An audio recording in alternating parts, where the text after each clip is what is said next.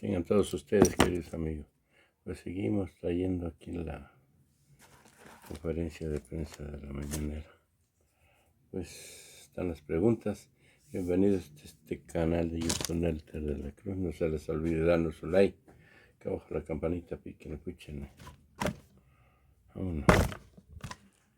Con la relación que llevamos con la Secretaría de Hacienda,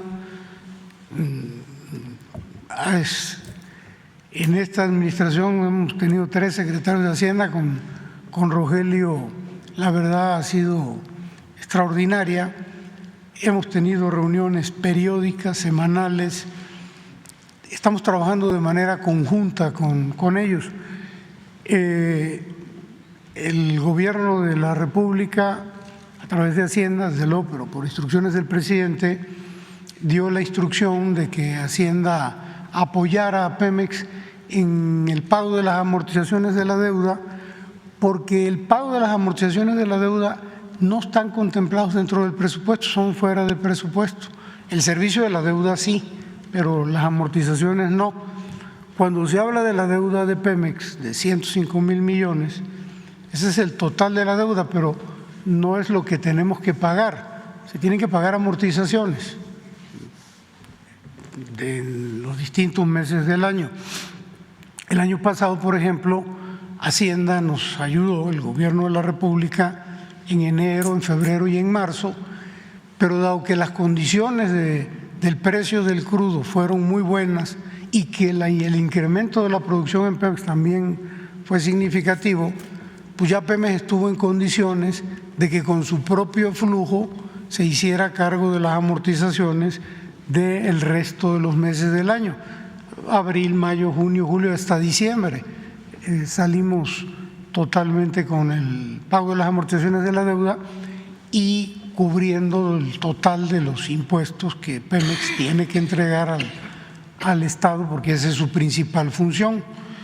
De manera que en este año tenemos vencimientos en enero, febrero y marzo que son fuertes, no son 105,000, son el orden de 5,500, 6,000 millones de dólares en estos 3 primeros meses. Y desde el año pasado, pero estoy hablando desde los últimos 3 meses del año pasado, hemos venido platicando con Hacienda y buscando alternativas de cómo vamos a resolver este pago de amortizaciones. Estamos contemplando que en el año el precio del crudo va a mantenerse de acuerdo con los indicadores y con las empresas que se dedican a esto, va a seguir siendo un precio bastante bueno. Entonces estamos viendo alternativas, estamos haciendo de manera de conjunto y no vemos problema. Ya tenemos varias alternativas de solución y vamos a salir adelante. Antes, ¿cómo se hacía? Era muy sencillo, venía una amortización, Pemex no tenía dinero para pagarla y corría al banco y pedía dinero prestado para pagar la deuda o emitía nuevos bonos, captaba el dinero y pagaba los vencimientos. A veces pedía más de lo que era el vencimiento y por eso la deuda creció en un sexenio, en menos de un sexenio se duplicó. No hay que olvidar que en el sexenio pasado la deuda de Pemex en pesos, convertido su deuda a pesos, pasó de 1 billón a 2.2 billones. ¿Dónde se fue el dinero? Pues es un misterio todavía, porque se dejó de invertir y se cayó la producción. Pero en esta administración el presidente nos instruyó que no iba a haber endeudamiento de Pemex y no ha habido endeudamiento en Pemex.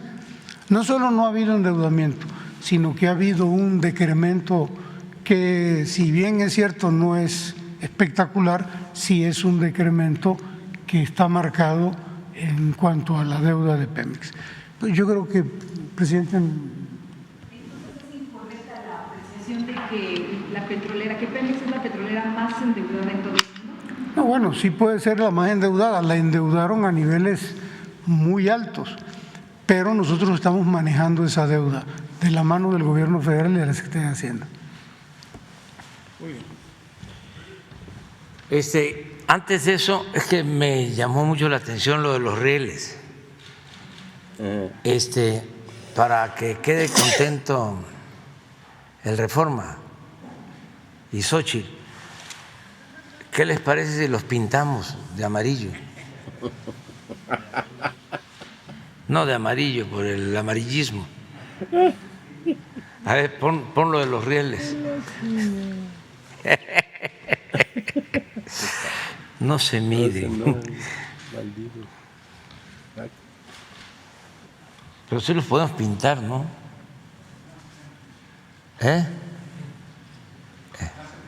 ¿Dónde se pintan los rieles? Y en Estados Unidos. ¿Y cuál es el color de los rieles? Pues ese.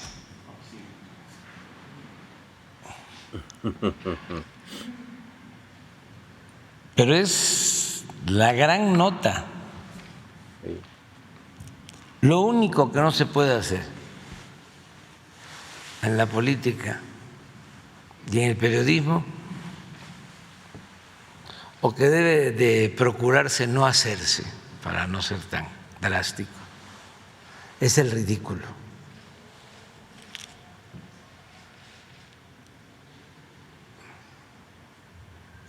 Hay que cuidar eso, nada más. Muy bien, pues adelante. No. Ah, tú quedaste. Sí, pero entonces espérate, porque ya está el compañero. Hola, presidente. Buenos días. César Huerta, de la revista Polemón. Hace unos días publicamos una investigación sobre Guillermo Sheridan en Polemón. Descubrimos y detectamos que lleva más de 15 años sin dar clases en la UNAM y que cada año, desde hace más de 20, ha pedido licencias, años sabáticos, y lo ha hecho de forma irregular al Estatuto del Personal Académico de la UNAM. ¿Qué piensa, presidente, de que personajes como Guillermo Sheridan ahora sean los que den clases de ética cuando pues tienen una cola muy larga que les pisen, ¿no? ¿Qué piensa sobre esto? Pues ya se ha hablado mucho, es toda una intelectualidad vinculada a el conservadurismo. Antes se encargaban de legitimar la corrupción, de legalizar la corrupción.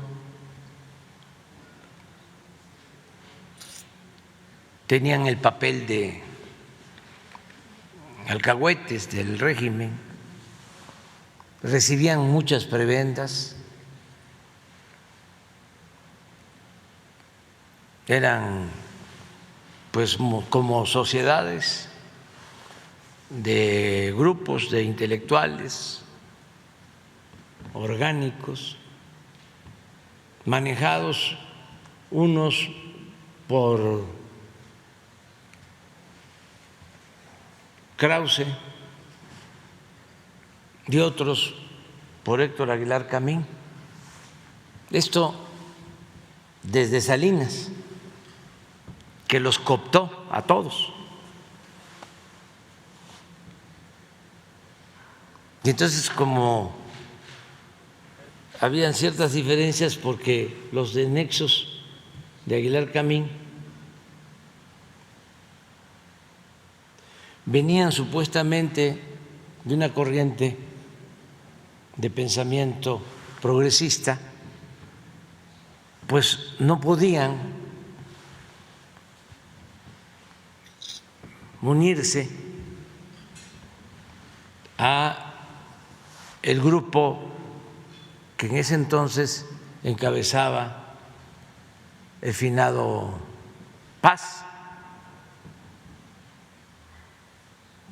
que al fallecer queda como heredero de ese grupo Krause, se apropia del legado intelectual de paz. Por eso es el pleito que se va dando entre Paz y Carlos Fuentes, que eran muy buenos amigos, pero se habla de que por las intrigas de Krause se produce una ruptura en esa amistad. Y el mismo Fuentes lo declara de manera muy fuerte. Dice que todo iba muy bien hasta que se atravesó una cucaracha. Fuentes era duro cuando cuestionaba. Le gustaba mucho utilizar la palabra, el término achichincle. Bueno, así se constituye ese grupo y a ese grupo pertenece Shérida. Entonces, Salinas los maneja a los dos grupos, y va cooptando tanto a los intelectuales abiertamente de derecha que pertenecían a los cercanos a Paz, como a los de Héctor Aguilar Camín, que no quiero mencionar porque es muy lamentable, pues, la forma como los cooptaron y se volvieron muy influyentes. Ya aquí hemos hablado de cómo pues Krause hacía libros por pedido. Hay veces que los intelectuales, los actores, los músicos, pues para poder vivir tienen que hacer cosas por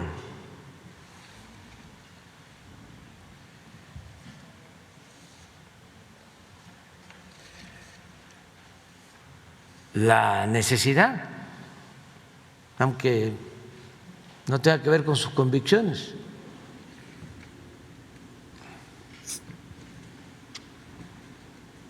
Sí hay músicos que hacen composiciones porque así obtienen algunos ingresos, aunque ellos no estén conformes. Pero hay otros o que les va gustando hacerlo, o desde el principio se venden o se alquilan. Entonces, Krause hizo mucha obra así. Ya hablábamos de un libro que financió la Secretaría de Gobernación cuando estaba Krill, exaltando a Luis Terrazas de Chihuahua. ¿Se acuerdan que se decía que Terrazas no era de Chihuahua, sino Chihuahua era de Terrazas? Pues lo convierte en un héroe, Krause. Y de ahí viene Sheridan Nada más basta. ¿Por qué no lo pones otra vez? A Sheridan, para darnos una idea, independientemente si da clases o no da clases, si cobra sin trabajar, si es titulado o no es titulado.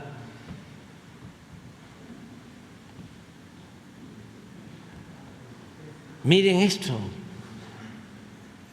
porque esto muestra la decadencia intelectual a la que llegamos, a la que nos llevó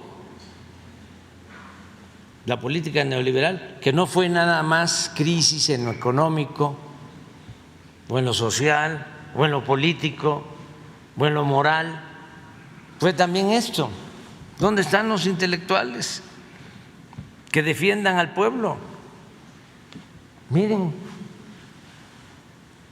este intelectual famosísimo, contestándome,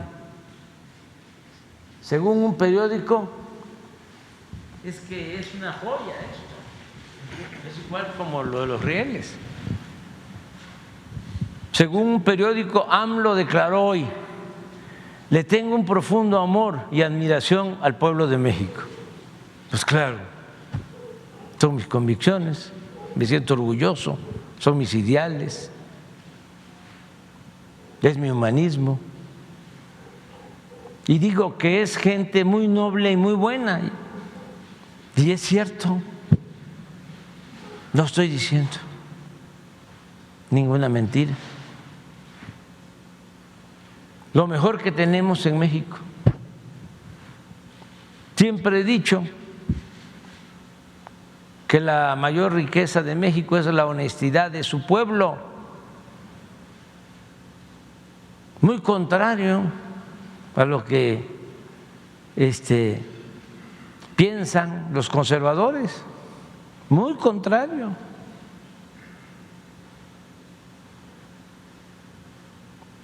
Por siglos el pensamiento conservador siempre ha sostenido que el pueblo es flojo, es indolente,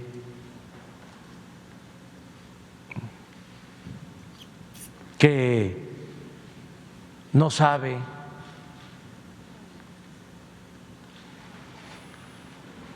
Dice él: no estoy de acuerdo. Aclaro, así como él, piensan millones. Así como él piensa el señor del que hablaba yo hace unos días, que me vio en el avión. Pero ellos no lo ven como algo raro o irracional, ellos lo ven como algo normal. Por eso con ellos no hay que debatir, hay que ser respetuosos y decirles: siga usted su camino, ahí la lleva. Pero pensamos distinto. ¿Para qué nos vamos a enfrascar en un pleito? Si acaso a los hijos, y sobre todo a la gente humilde, que es además muy receptiva, no tiene prejuicios, no tiene la idea de que lo sabe todo. De ahí pues la actitud de humildad, que ahí sí se puede pues ir orientando, concientizando. Y no cuesta mucho, porque abajo, en las comunidades, en las familias, en el México profundo, hay muchos valores culturales, morales, espirituales, que vienen de las grandes culturas que florecieron en México antes de la llegada de los europeos. Traemos esa herencia, ese legado, y por eso digo que el pueblo de México es un pueblo bueno, noble, trabajador. Por ejemplo, ¿cuál fue la imagen que manejaron durante siglos los conservadores? De que el pueblo era flojo. Ya hemos hablado del ejemplo de nuestros paisanos migrantes. Si el pueblo de México fuese flojo, indolente, no saldría adelante en ninguna parte. Ayer dio el Banco de México a conocer la cifra de las remesas de noviembre. Ya tenemos la proyección de lo que viene en diciembre. Vamos a estar como en 58.500 millones de dólares de remesas el año pasado, 13% más que las remesas del 22, perdón, del 21. Ya tenemos la proyección que para diciembre hay un aumento considerable, porque aumentaron en noviembre, hicimos una proyección y ayer el Banco de México, fíjense cómo son nuestros economistas,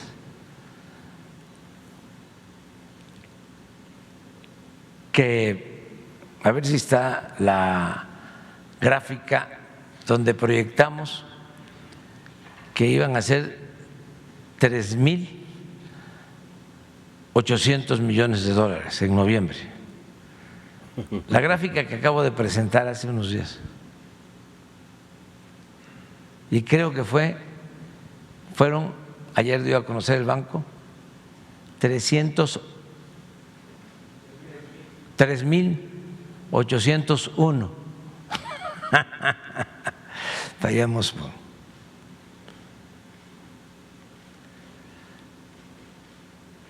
Aquí está. A 4.000, perdón. 4.662 fue el año pasado. Nosotros proyectamos 4.800. ¿Y cuánto fue?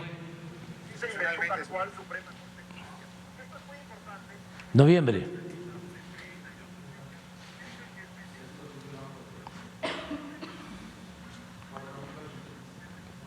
Exacta, lo que proyectamos, porque nosotros tenemos una manera de saber. Y en diciembre, a ver si Carlos te manda la proyección que tenemos, vamos a aumentar, va a andar como en 58.440 millones de dólares el año 2022, 13% de aumento con relación al 2021. Pero esa es la principal fuente de ingresos del país. Tenemos un pueblo muy trabajador. Los trabajadores de la construcción de México son los más demandados en Estados Unidos y todos los trabajadores. Hay migrantes que todos son excepcionales, todos los migrantes del mundo son seres excepcionales que merecen profundo respeto. Pero los migrantes mexicanos son de lo mejor, responsables, trabajadores, no olvidan a sus familiares. Bueno, aquí está la prueba. Ahora sí regresamos con Sheridan.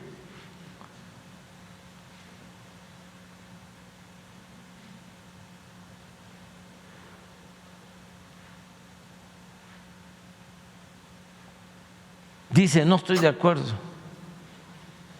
El mexicano es por lo general ignorante.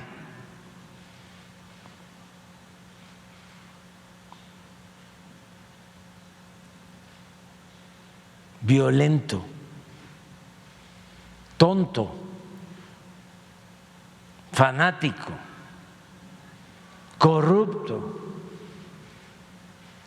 ladrón, sexista, caprichoso, temperamental, alcohólico, arbitrario, golpea a sus hijos, a las mujeres, idolatra el ruido, tira basura, nunca ha respetado el derecho ajeno, se pasa a los altos, evade impuestos. Estaba pensando en sus jefes. Compra y vende piratería, zarandea a los peatones, no duda a la hora de hacer tranzas. También estaba pensando en los de arriba. Juan Krause, en una de esas. Desprecia la ley, no sabe aritmética elemental ni tirar penaltis. Lo mismo puede decirse de la clase baja. Tenerle amor y admiración a eso es masoquismo o demagogia.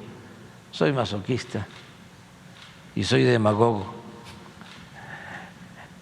Que me apunten en la lista.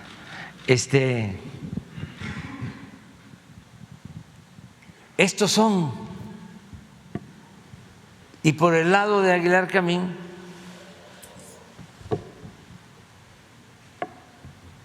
pues es lo mismo. Entonces, su enojo con nosotros, además de lo ideológico, que no es lo principal, porque ellos son muy pragmáticos y les gusta mucho el dinero. Lo que les molesta es de que ya no reciben dinero del gobierno, porque ya se habían acostumbrado. Sheridan con Krause hacen una revista, Letras Libres, y tiraban 10,000 ejemplares y el gobierno les compraba 9,000.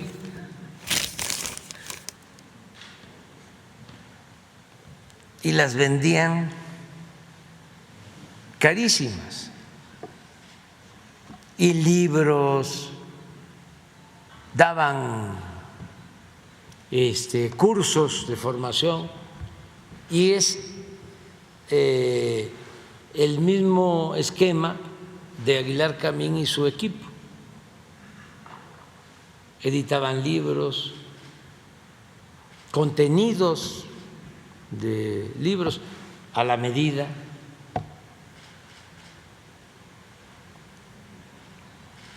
Entonces, ese es el asunto de fondo. El caso de Aguilar Camín se lleva a gente que había estado en la izquierda, en posturas pues de avanzada, defendiendo causas justas, economistas, y los jala a todos.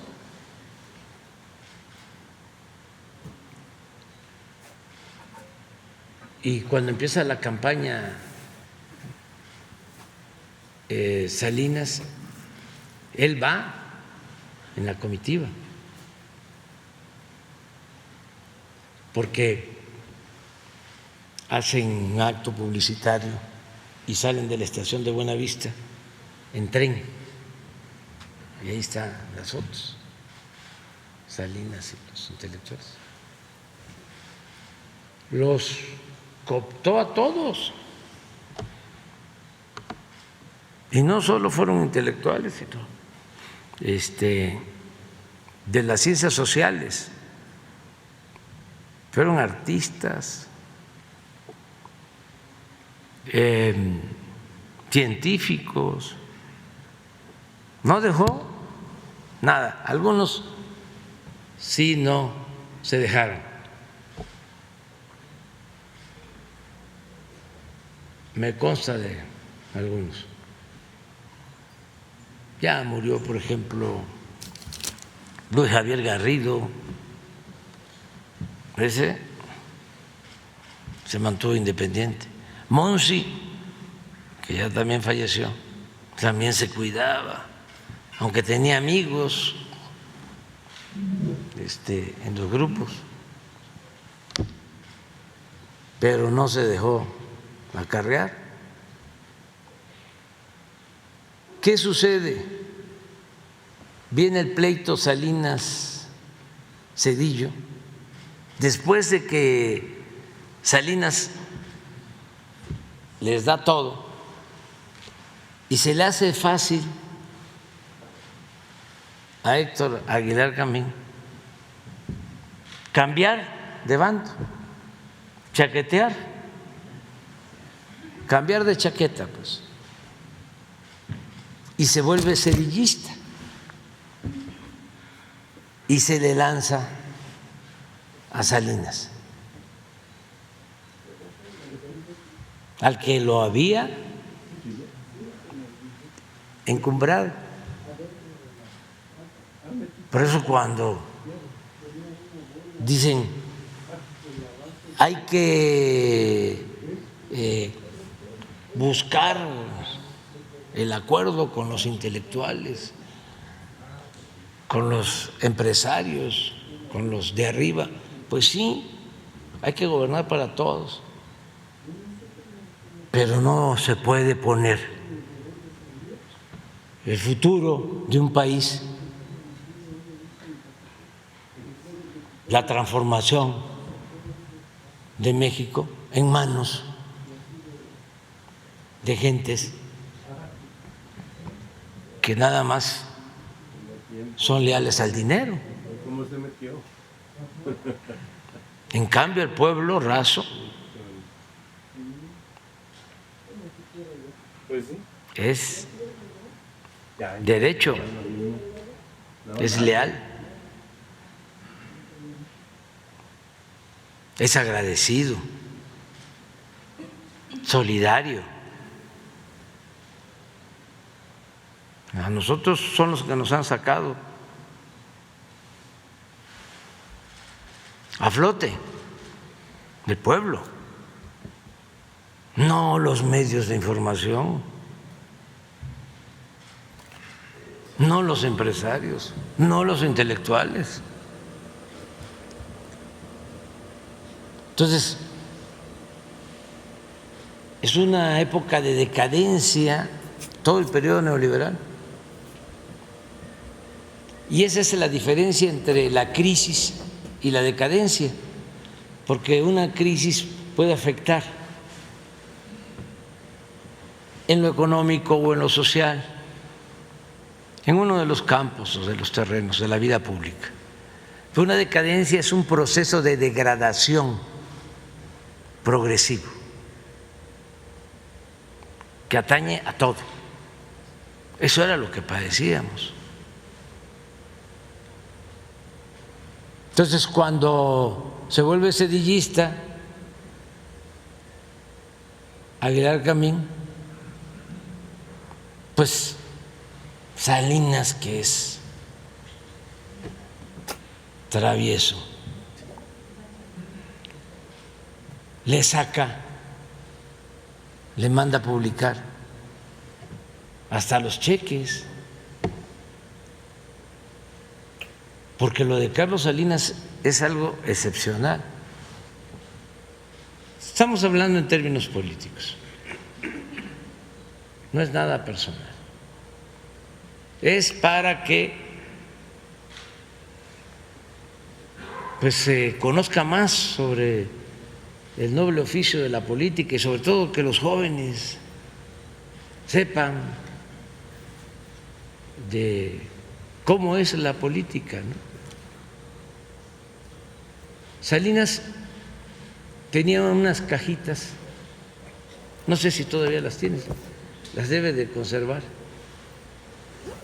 así como las fichas de las antiguas bibliotecas, todavía hay, que se buscan los libros, ¿no? Que uno va a la biblioteca y pide uno un libro o uno mismo va a los casilleros cuando se hace investigación. Ahora ya es distinto. Pues así. Y una vez lo fue a ver un conocido mío, amigo, pero él no lo sabía.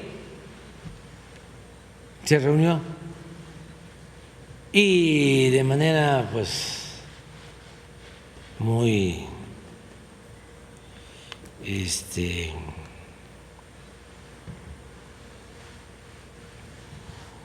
prepotente, ¿no? Le dice: yo los tengo a todos agarrados, a todos. Y mi amigo le dice: y a los de la oposición, a todos los tengo. Y periodistas, y a todos. ¿Me esperas? Y va y trae la cajita. Así como los periquitos de las ferias. A ver, mande, saca el papelito. Dice: dame un nombre. Le dice: fulano de tal.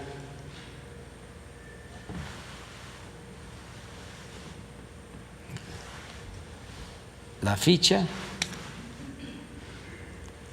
copias de los cheques, todo ahí. Dame otro, el pajarito. Aquí está. Al banco viene. Entonces mi amigo dice: a ver, Andrés Manuel. Ah, no, ese no, ese no lo tengo, así como las figuritas, esta no la tengo, por eso es peligroso. Eso me lo contó mi amigo y ahorita le ofrezco disculpa porque ya lo hice público, ya lo había dicho, pero ahora más. Entonces, por eso es esa intelectualidad. Hay un poema de Paz que es el que más me gusta, nada más que a ver si lo encontramos. Habla de su abuelo y de su padre. Es que tiene que ver con la formación, con la intelectualidad. El abuelo de Paz, Irineo Paz, fue revolucionario desde la época del movimiento reformista y fue periodista. Tenía un periódico que se llamaba La Patria. La Patria o Patria. Y era combativo. Era de los periodistas más opositores. Claro, fue pasando el tiempo y ya cuando tiene casi todo el control Porfirio Díaz, ya lo mete al aro, ¿no? Y el papá, es donde habla de la pólvora y el mantel. Y el papá también fue revolucionario y estuvo con Zapata y creo que fue magonista.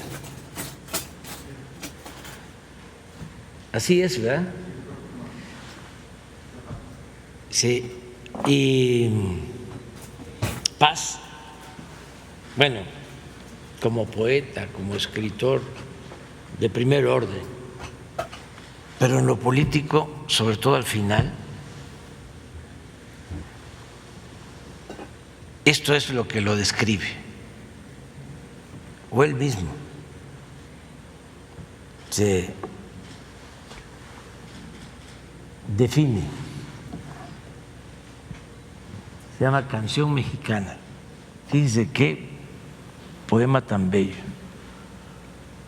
Mi abuelo, al tomar el café, me hablaba de Juárez y de Porfirio,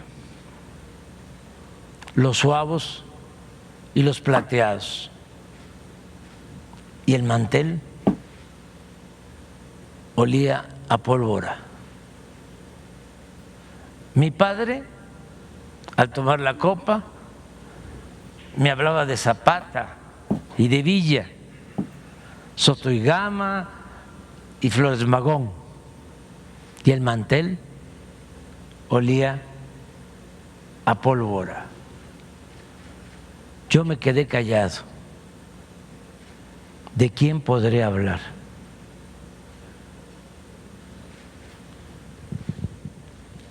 Bueno, pero entonces, regresando a Sheridan, no hay que molestarse tanto. Ellos jugaron un papel en un tiempo, sobre todo en el periodo neoliberal. Ahora ya no tienen ni la importancia política ni la creatividad de antes, porque también, como decía ese crítico ruso, Bielinski, cuando un hombre se entrega por entero a la mentira, decía, pierde hasta la imaginación y el talento. El que se corrompe, si fue un buen escritor, al paso del tiempo ya deja de ser un buen escritor. Se pierde la imaginación y el talento, o sea, sí afecta. Entonces, esa es la intelectualidad orgánica que se tiene y esa la estamos enfrentando ahora, pero en el campo, en el terreno de las ideas. Lo mismo a la prensa del antiguo régimen, que está en contra de nosotros, pues lo del Reforma, o sea, pero no es nada personal. ni con Claudio X González, papá. Se lo dije hace como un mes que lo vi,